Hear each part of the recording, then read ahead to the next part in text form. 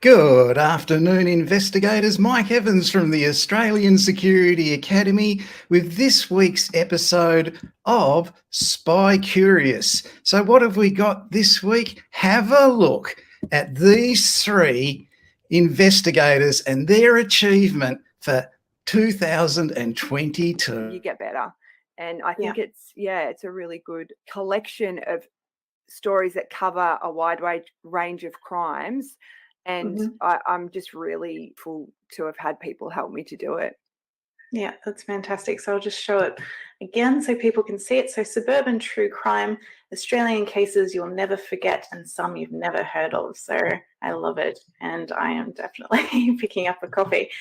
And where can people find you if they would like to follow your work or listen to your podcast? Sure. So you can find Australian True Crime Podcast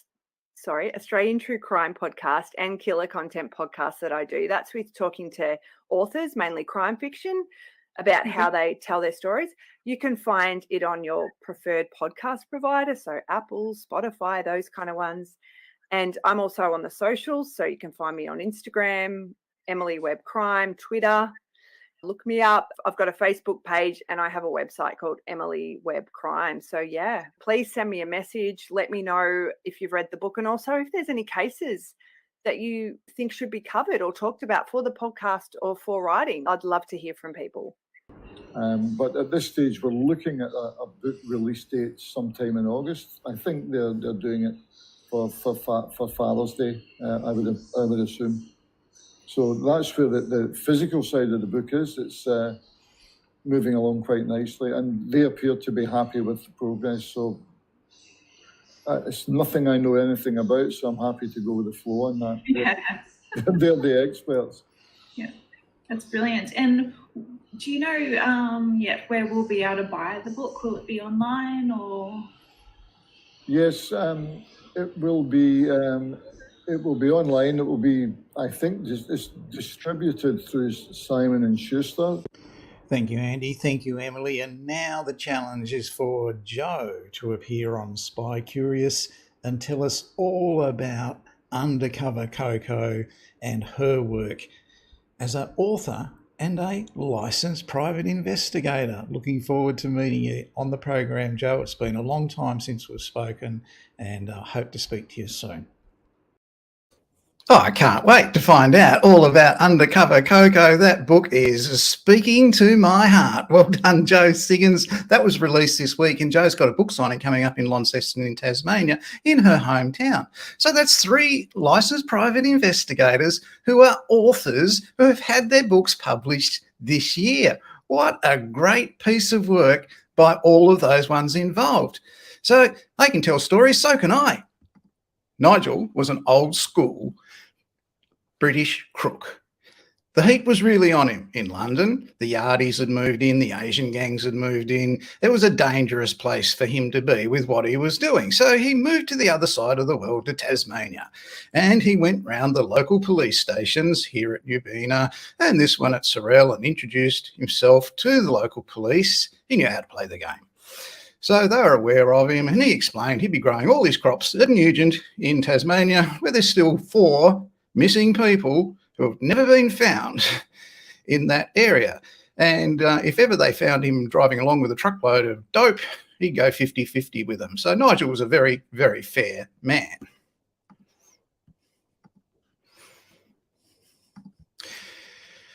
Well, things came to pass and he was having a great time in Tasmania with his new girlfriend, and one balmy Sunday afternoon, she suggested that they have a threesome. Like you do. So, Jesus. So anyway, they organise a male escort, negotiate the rate, and he pops around to Nigel's place down at Dodgers Ferry in Tassie, 2 blocks away from where I lived, and goes in to do what they paid him for. Unfortunately, erectional dysfunction kicked in. And I'm sure you'd have the same problem if you were in the presence of Nigel at that time. So Nigel didn't like this. He paid for what he wanted, so he gave the escort a fearful hiding, absolutely fearful, in the front yard of his house. And for giving him that hiding, Nigel got 2 years in Risdon Correctional Facility in Hobart. As time passed, Nigel's girlfriend became lonely and she organised another boyfriend for herself, and the boyfriend moved in. Now, Nigel found out about this and he organised from his prison cell in Risdon Correctional Facility for his house to be burnt down with his girlfriend, with her boyfriend and her 2 children in it, and they all died in the fire. No one could prove anything. The house went up and they all died, 4 people. On his release from prison, Nigel was organised a rehabilitation job so he would have work to go on with. This was some months later. On the first day, unfortunately, he injured his back and made a work cover claim. Now, work cover were a little bit suspicious about this claim, so they organised or tried to organise surveillance in relation to Nigel's work cover claim. At that time, there were 21 licensed surveillance operatives in Tasmania. Every single one of them, when they were asked to do it, wisely said, no, no, no, we're not doing that. 21 smart surveillance operatives in Tasmania. Nigel moved up to Queensland. He's now, I think, up at Mackay. So he's up there. Sure, there's mayhem wherever he goes. Let's have a look at this week's jobs. And the ProCare Group, good old ProCare, look after a general insurance investigator in Sydney, New South Wales. Wise workplaces in general insurance. Asia Pacific Security Group in Melbourne are looking for a factual investigator to do workers' compensation claims. Morris J. Kerrigan and Associates in Melbourne are looking for circumstance and surveillance operatives who are licensed to do work in workers' compensation. Brookside are looking for a surveillance and online investigation manager in Sydney, New South Wales. Massell Group in Melbourne are looking for a circumstance investigator to do insurance and superannuation work in workers' compensation. And the ProCare Group, good old ProCare, look after a general insurance investigator in Sydney, New South Wales. Wise Workplace is seeking a licensed private investigator in Hobart, Tasmania. All these positions require a licence. Licensed investigators in Brisbane, Gold Coast and the Sunshine Coast are required by Morris J. Kerrigan and Associates. Auto and General, who don't have to have licensed investigators, make their staff get a licence, and they want a senior claims manager up in Brisbane. Quantum Corp are looking for factual investigators for CTP liability, general insurance and workers' compensation in Brisbane. GHA in Sydney are looking for a licensed factual investigator to join their team. ProCare in New South Wales are seeking a claims investigator licensed for general insurance. A senior fraud claims manager at Auto and General is required. I think I've already said that one. It's been a busy morning. ProCare Group in Brisbane are looking for a factual investigator. All these jobs that you've just seen over the last minute and a half are available on the Australian Private Investigator Corporate and Government Investigation Jobs Facebook page. If you want to become a licensed investigator in Australia, my contacts are there.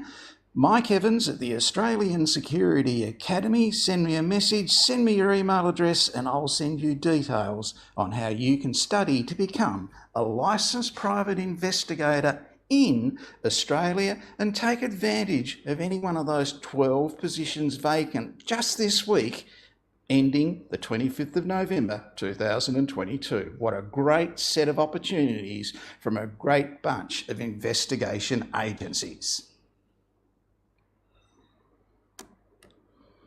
Say hello to Lucy Munro from Moray and Agnew Lawyers in Newcastle. She's a senior associate there.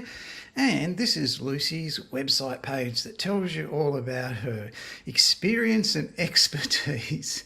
And among Lucy's accomplishments is this matter here, where she was involved in the related matters of Jessie Jareem Carley, Sandra Carley, Miriana Carley and Justin Carley v. Hamid Taoube, the nominal defendant acting for the insurer as agent for the nominal defendant. Fraud was pleaded by both defendants on the basis that the collisions were staged accidents Partway through the hearing, a verdict was entered in favour of both defendants in all matters by agreement. So well done, Lucy.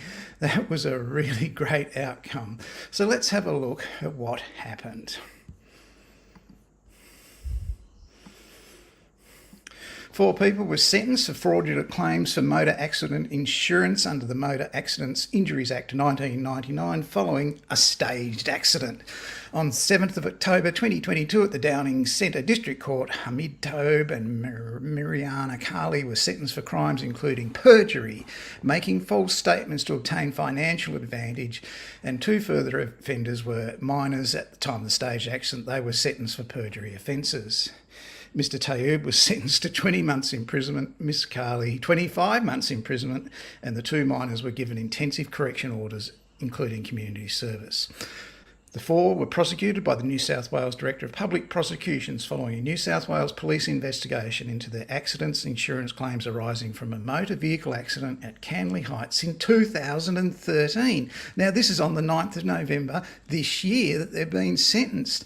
So we're looking at 9 years ago they've been brought to justice. The car in which they were all travelling collided with the rear of a parked van. Mr Taoube was the driver of the car. Alleged the accident was caused by oncoming motor vehicles he swerved to avoid at the time. He was driving about 40 kilometres an hour.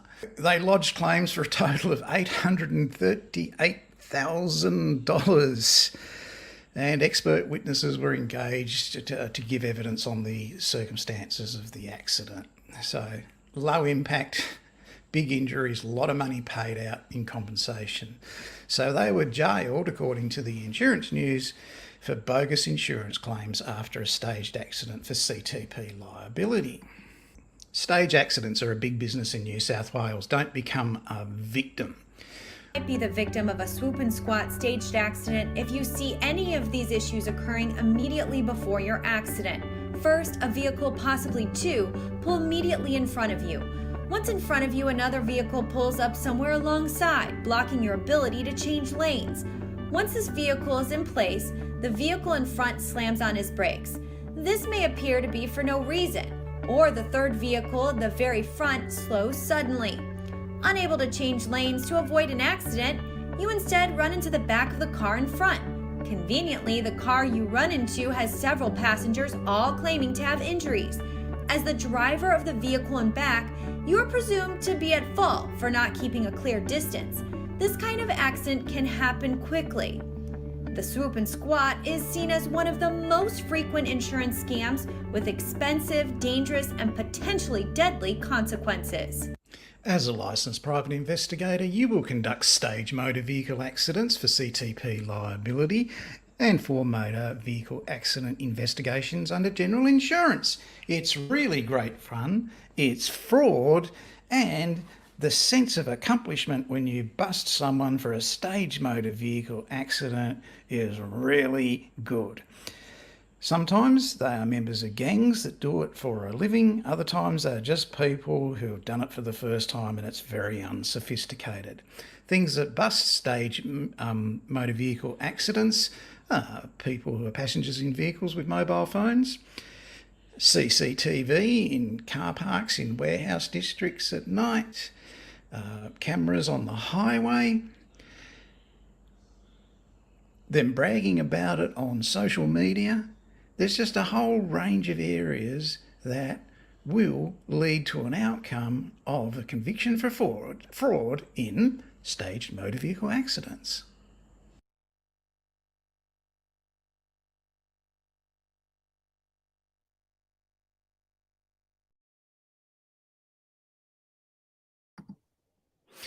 Well, there you go. I forgot to mention there, front and rear dash cams are always handy in that sort of situation.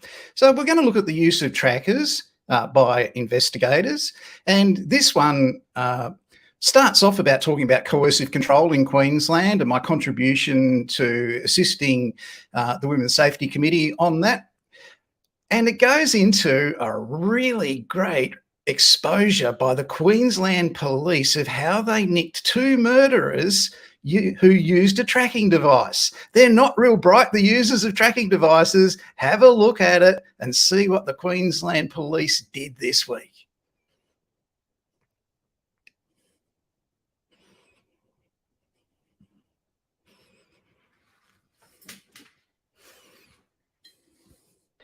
Darren Lee Shee. He was 33 then, he'd be 54 now. He was sentenced by Justice Debbie Mullins to 20 years in jail. He's probably out now. For the murder of a loving couple who he shot execution style with a 9mm pistol in front of their 7 screaming children. Now, this was a marital and relationship investigator who did this in Maryborough in Queensland in 2001. He believed everything his client told him, and his client told him that his ex-wife's new boyfriend was selling drugs, which was not true. Not a word of truth in that whatsoever. The client, Keith McKinnon, nothing's happened to him, nothing. So he told psycho private investigator, marital and relationship, Darren Lee Shee, that he wants this guy put under surveillance, and that's what's happening. Now, Shee stormed their house with this 9mm pistol, made the 2 adults kneel on the floor, and he shot them both in the head in front of their kids. Now, every time one of those kids used the word private investigator, they'd vomit. That's an awful thing. So they do go wacko. And not all of them, but it can happen. There are early warning signs of that sort of behaviour. It looks a little bit odd in the beginning, then it just gets a little bit stranger, then it gets threatening, and it goes on. Queensland this week, the Courier Mail is reporting that the police recovered a tracker from the vehicle in which bikie from the Mongol Shane Bowden was murdered, where he was shot 21 times in his garage. The tracking device had a SIM card in it, and DNA on the SIM card was a match to the 2 killers bought from the spy shop at Slacks Creek. They did put one on the day before, but that fell off. They must have been nervous when they were inserting it, and therefore didn't put it in the correct place. The second one worked, it was activated, and one of the murderers drove back to his house in Redland Bay, and the tracker was tracking him as he had it inside his car. It was a walk-up start for the police to find out who the murderers was in that case. And on. So what is the difference when you see this in the workplace as a private investigator between factual investigators and surveillance investigators? There are signs that something's not quite right. Now, with factual investigators, every employer in the world, and especially in Australia, of investigators, government, corporate or private, knows when a factual investigator is having a rough time mentally. We all have relationship issues, we all have financial issues, we all have health issues, we all have depression issues, we all have issues, and sometimes that's reflected in our work. Now, with factual investigators, their statements get very ordinary and undetailed. Previously, they were perfect.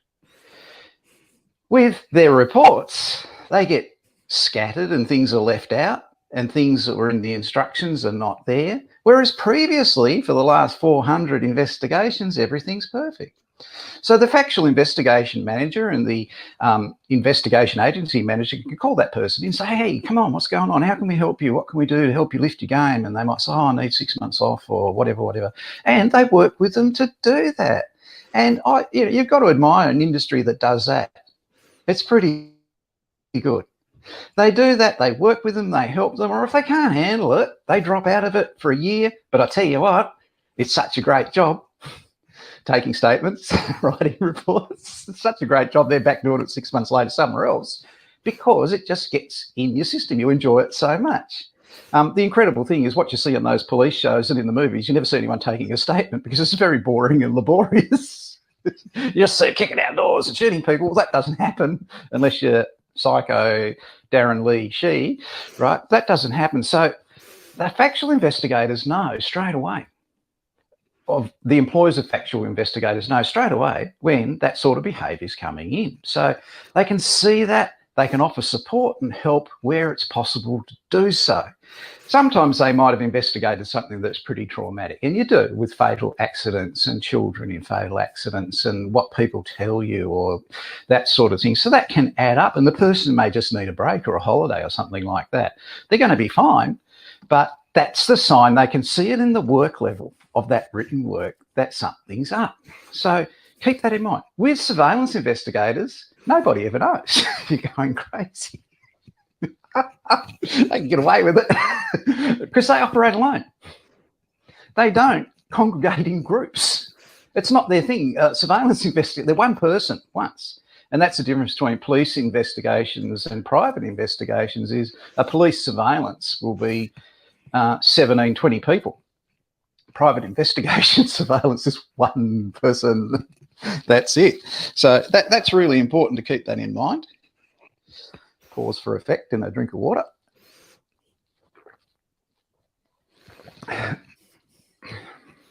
So they monitor this sort of thing. They monitor the quality of the work. They know what's going on with that.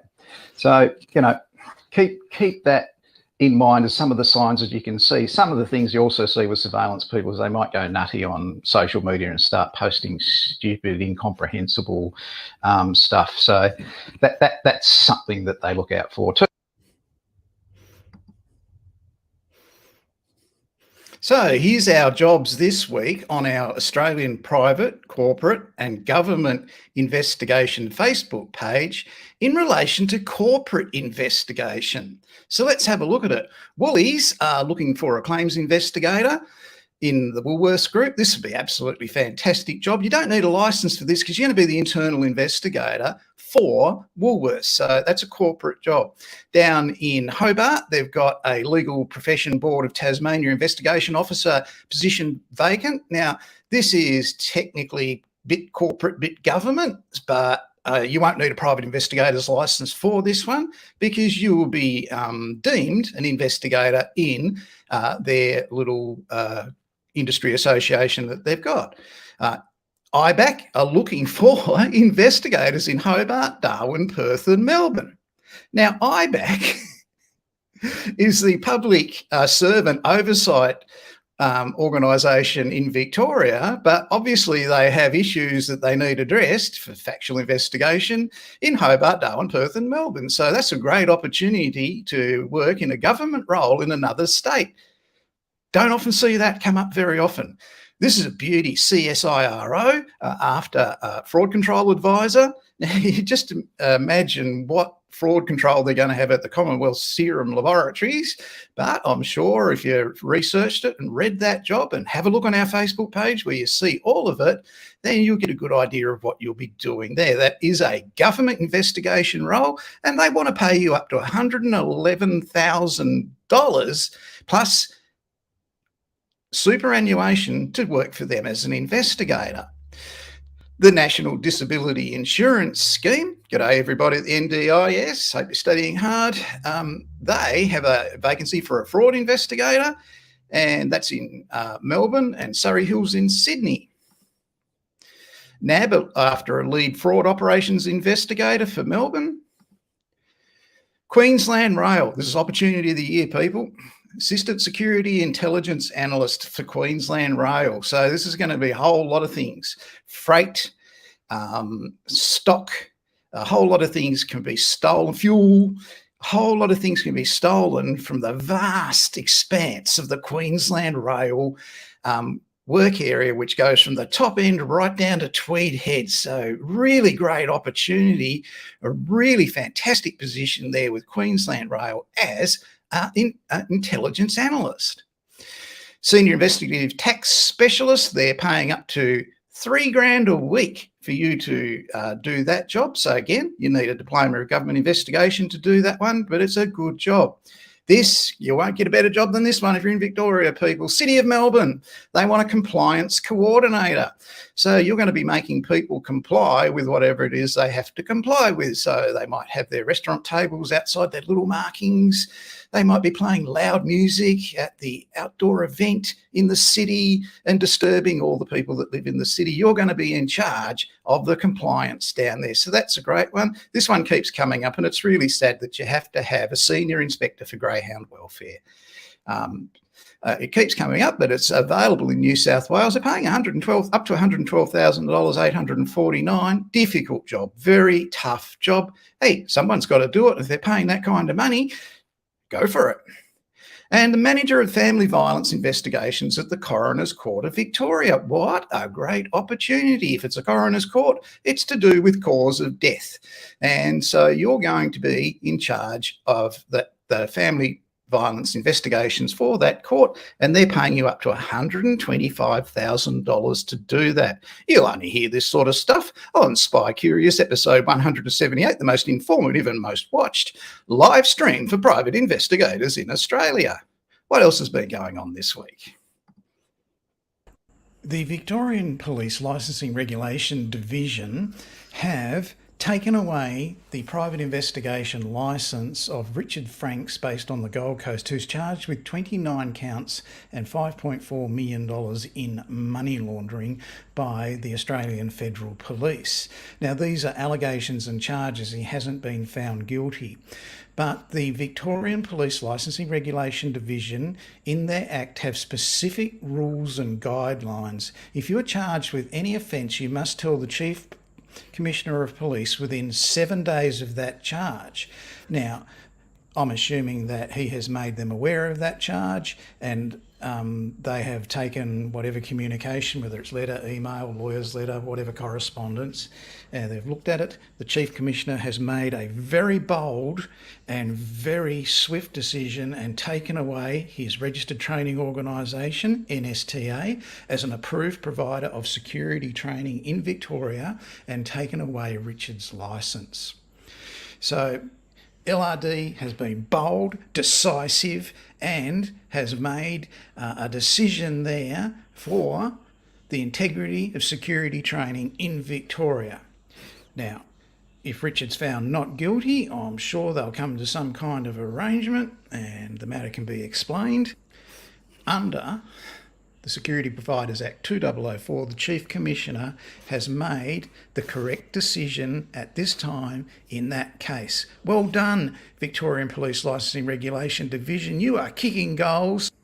Did you know in Victoria that if you furnish any particulars that are false or misleading in any general provisions applying to licensing and regulation of security in Victoria, you can be charged with 60 penalty units. That's under the general provisions. So if you're a goose and you go to the Victorian Licensing Regulation Division and make a complaint that is false or misleading, you can be charged under this Act. That's very important for you to know as a licensed private investigator in Victoria. So it's been now 7 days since a licensed private investigator based in Queensland, who is a licensed private investigator in Victoria, was arrested and charged with money laundering. So that's what's happened at 7 days. What happens when you are a licensed investigator in Victoria and you're charged with an indictable offence? That's one where you're going to go to prison if you're found guilty. And at this stage, there are allegations, no one's been found guilty. You must let the Chief Commissioner of the Victorian Police know within 7 days that you have been charged. So where does it say that? How do you know you've got to do that? It's in the Victorian Private Security Act 2004.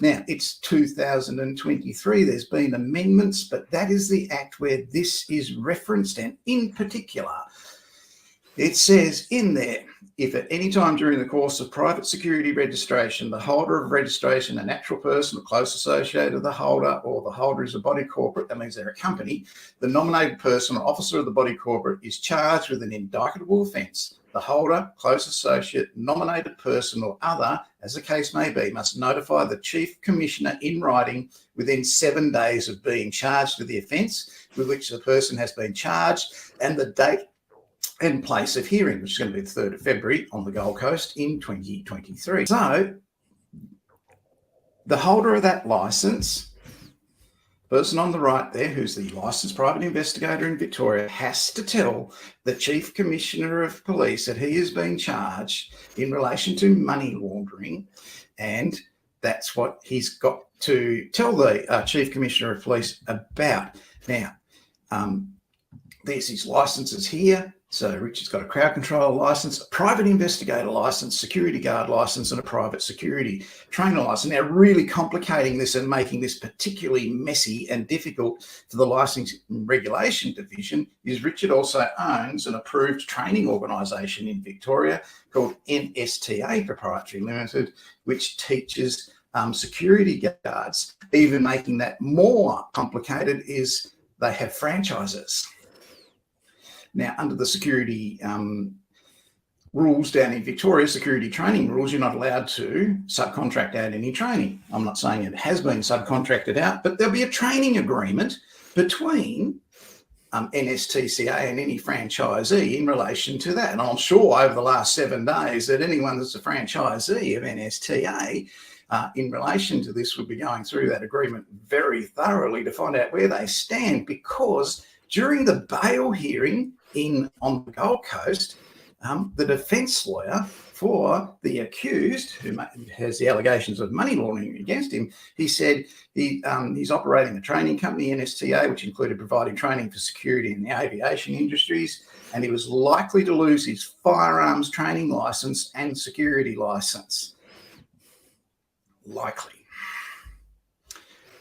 Now, he hasn't been found guilty. These are allegations. In Victoria, you apply for a security guard licence, private investigator licence, you've been charged with any offence, you will not get your licence. 60 penalty units is $11,095.20. If you make a false or misleading statement.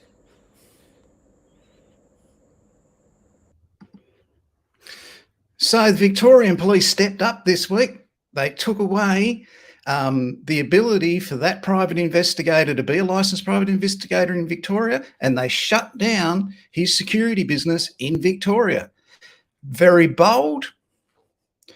Enforcing the act, it's going to affect a lot of people, but they're kicking goals in the Victorian Police Licensing Regulation Division on a level playing field for everyone. You can't ask for more than that. Well done, Victorian Police Licensing Regulation Division. Great work in difficult circumstances. Last week, we had a look at basically industry terminology. And we went all through a whole lot of things. Got a couple more for you this week. Let's have a look. What we got? Ghosting. This is one that every surveillance agent knows.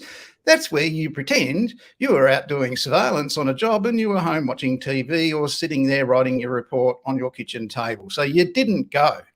It was a ghost operation, or you didn't go and do the check on the operation you were supposed to do the check on or do the surveillance. So that's one that everybody is pretty familiar with.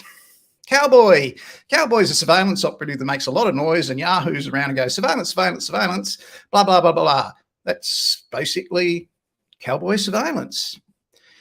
Herding cats. I first came into contact in this one in the private investigator uproar and almost strike in Tasmania back in 1997. WorkSafe in Tasmania at the time were thinking of putting rates up from $11.50 an hour to $12 an hour, and we wanted $13.75 an hour. We won't have an $11.50. No way. So there was a big meeting called by all the private investigators who were all making a fortune to go to the Black Buffalo and discuss the outrage of WorkCover Tasmania ripping us all off. So we went along to the meeting. That's at the Black Buffalo in North Hobart. And the meeting starts and everybody's drinking, which is the worst situation you could possibly have. Never call a meeting where everybody's drunk. So they're drinking, and the ex-cops are there. They know all the ex-junkies that are in the room and licensed private investigators. So they're sort of niggling them, and the junkies are niggling the cops back because they're clean now and whatever. And then there's ex-cops that didn't like the other ex-cops, and their drinks are going down, and you're in charge of tennis rackets at the academy. Never were a copper. And this is all going on, and just the whole thing's out of control. The person who's trying to do his best to coordinate has just lost control. They're just gone mad because they're individuals, they're investigators.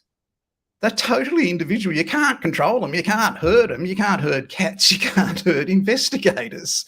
So let's have a look at the futility and the stupidity and the dumbness of trying to herd cats. I've got a little video for you, just so you get familiar with the terminology. This man right here is my great-grandfather. He's the first cat herder in our family. Herding cats. Don't let anybody tell you it's easy. Anybody can herd cattle.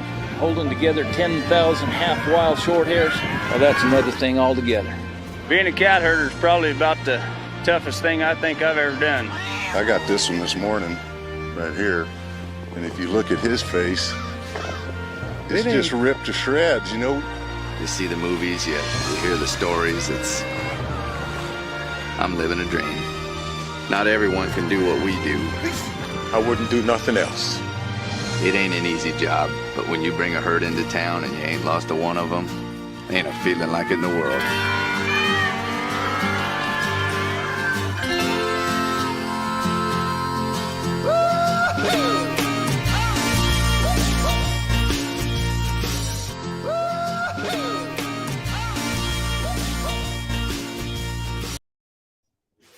Someone tries to herd you to say, no, mate, do it yourself, not interested, do your own dirty work, I don't care. It was a farce back in 1997, same farce today. We're going out in the usual way, as we always do, on Spy Curious. If I can find the video.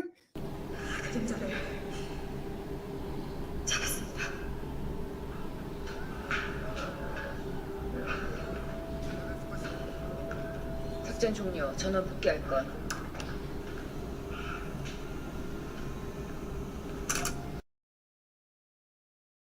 I'm Mike Evans from the Australian Security Academy.